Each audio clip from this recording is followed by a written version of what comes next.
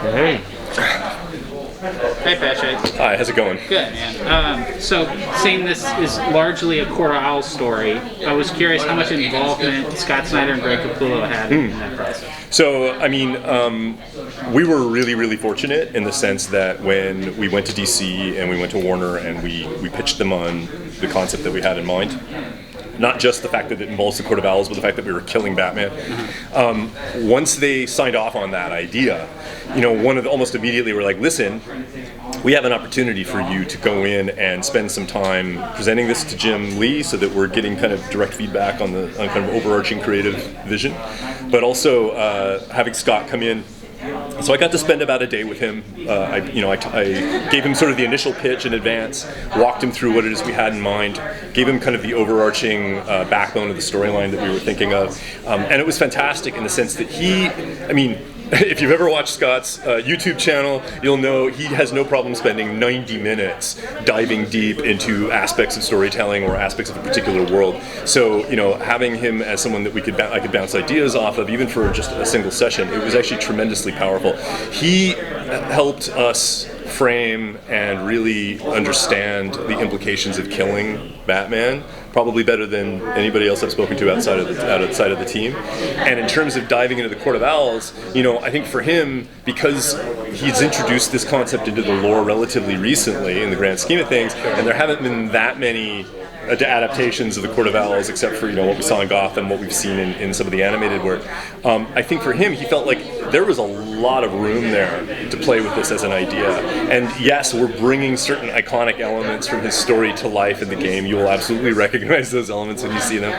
But at the same time, he understood as someone who plays games that we would need to adapt certain ideas. How do talons work? Is there more than one kind of talon? When he and Greg were working on the storyline, that could be handled in a more mysterious, shadowy kind of way, where there's a kind of range to how that unfolds over the course of the history of the talent.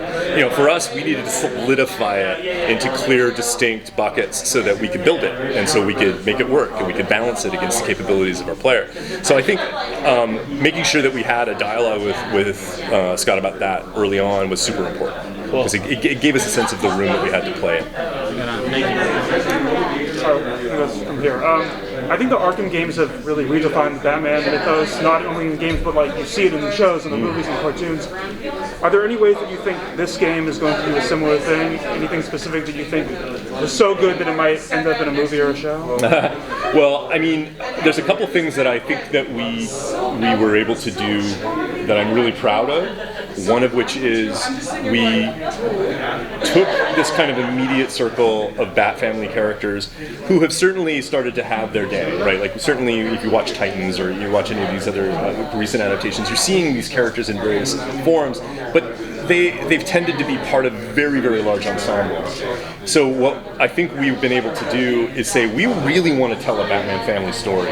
We really want to see what it looks like when this particular group of crime fighters who are kind of young and are going through their own kind of generational rebellion are kind of flung together under these tragic circumstances and then forced to adapt to this change in the status quo of Gotham City. So I think we have absolutely succeeded at that part of it. There are a number of, I would say, small, discrete elements in our game that I look at and go, damn, we really nailed that. And I hope someday that inspires somebody to do something similar. I love our Bat Cycle, for example. It's got such a distinct design to it and the way it operates, that I think, I want to see someone do something with that idea of what a Bat Cycle should look like. But that's one thing, and that's essentially a vehicle, right? I think some of the ways that we have interpreted some of the villains in our game, not all of whom have been revealed and not all of whom I can talk about, I'm especially proud of. So I would love to do the follow-up to that question in a few weeks when we've had our big villain reveal. Wilson did tell us that when Freeze started. What's that? Wilson did tell us that Freeze is in the game. Well, Freeze was, we revealed Freeze at the very beginning, and I think we are doing some things with Freeze that I think are really cool and exciting. But yeah, I want to hear how people react when we talk about the new villains as well. So there's a vacuum in Gotham, Batman is gone, the villains are stepping up. Where are the ordinary people of Gotham, and what do they think of the Bat Family taking where they're at? Yeah, that's a great question. So our Gotham City is inhabited. because you're out there on the streets fighting crime night after night, you have contact with, you have interaction with everyday Gothamites. Now, admittedly, it's 3 in the morning in Gotham City. Not a lot of people are necessarily going to go like grocery shopping at that point. They're not doing yoga in the park, but they are there, and they're, and as a result, the crime that you're fighting brushes up against them.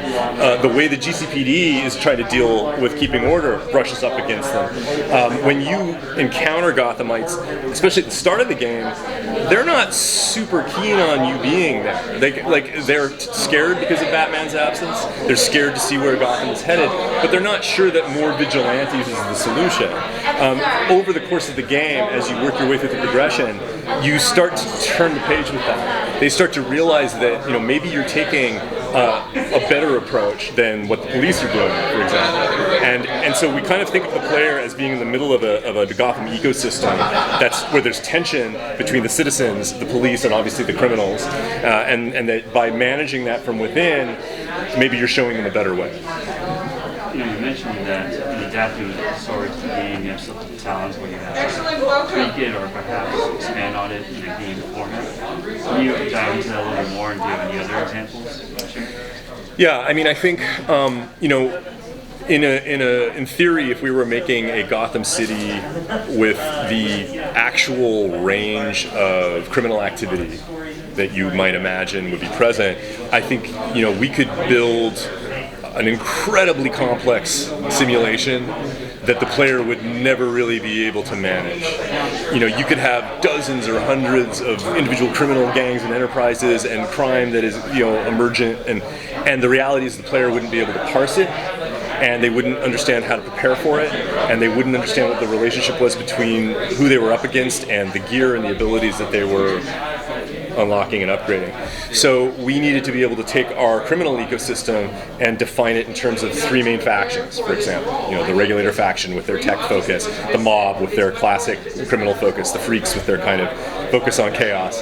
And that allowed us to build the kind of iconic spectrum of what Gotham crime is about, and then the individual crimes that bubble out of that I kind of think of them as individual, almost like little mini game modes that we're able to instance and spawn in different parts of the city. That is a conceit that you need to do in order for a video game to be buildable and also comprehensible to the player. Very different from saying, we're going to build Sim Gotham Crime, which would be a very, very different kind of game.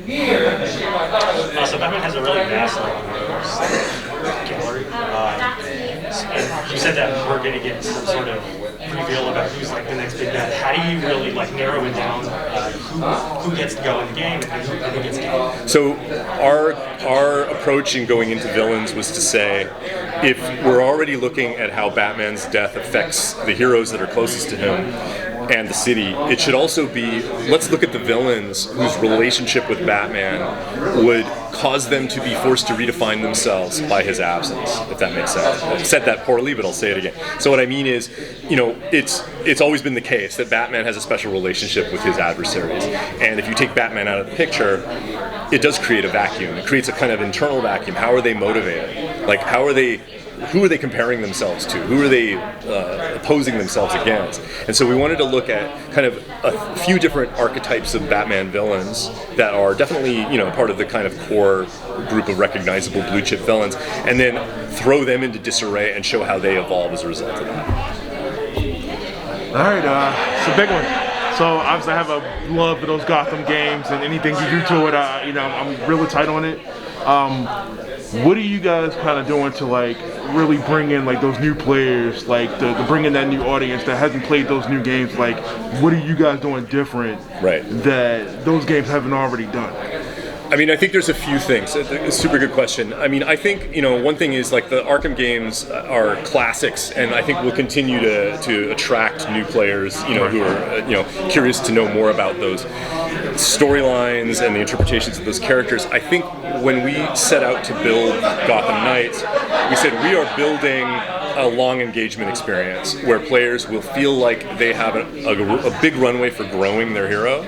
once they kind of figure out which of their heroes they like, who matches their style of play, that they will have a lot of goals that they can set for themselves and they can think about and build strategies towards. And I think that, for the current generation of players, that sense of I can project myself playing this game for many, many hours, and I can imagine myself cultivating like my version of a Robin or a Red Hood or a Batgirl or a Nightwing. It really drives me, it motivates me. And I think a lot of younger players now have an expectation that a game will deliver that.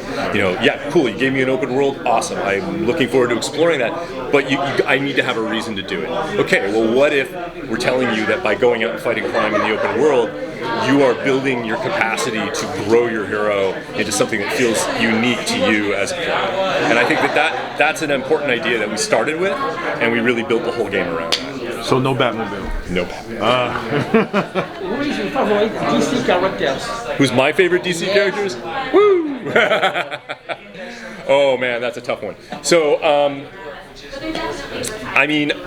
I'm a massive Batman fan, but I will say, I of late have really come to appreciate the Batman, not just the Batman villains, but the villains generally within the DC universe. I think that, I love Marvel comics, I love all comics, but I will say that there's something about the rogues gallery of the larger DC universe that I find super compelling. There are characters who are tragic, there's characters who are smart, and even though you don't necessarily want to be them, you can at least empathize with them in a lot of cases, right? So, and I find that the range is really interesting. So I tend to gravitate towards stories around characters like Deathstroke, or characters like, even characters like the Joker, obviously, right? It's characters that have this kind of deep well of pathology that ultimately drives them, and then gives our heroes something to stand in opposition to. Were you? Oh, sorry. Okay. Were you surprised at the passion in the fan base about Nightwing's cakes? No, I'm not surprised at that. Any reconsidering on changing the size of them? Nope. We got to leave some room. So, aspect of the last game, without getting into villains and all that, usually at the end of the game there was people had a playability to go back and do puzzles. Is that something you're bringing in with 4 different heroes? That there's going to be puzzles that you're going to have to do with different heroes? Right. So all of the content in the game is playable with any of the heroes. Okay. Now it's true that there are, just organically in terms of how the game works, and it works sort of systemically, there will be builds of certain heroes that might give you a leg up in certain situations, but it's part of a continuum. There's very little in the game that I would say is like deterministically, oh, you need to have like the blue card in order to open the blue thing. It's not this at all. It's like there's always degrees of efficiency. What I will say is we haven't announced it yet, we're not ready to talk about it yet, but there are that kind of replay driver that you're describing, we'll be talking about soon. Okay. Yeah. Good question. Thank you. Thank you. Good pleasure.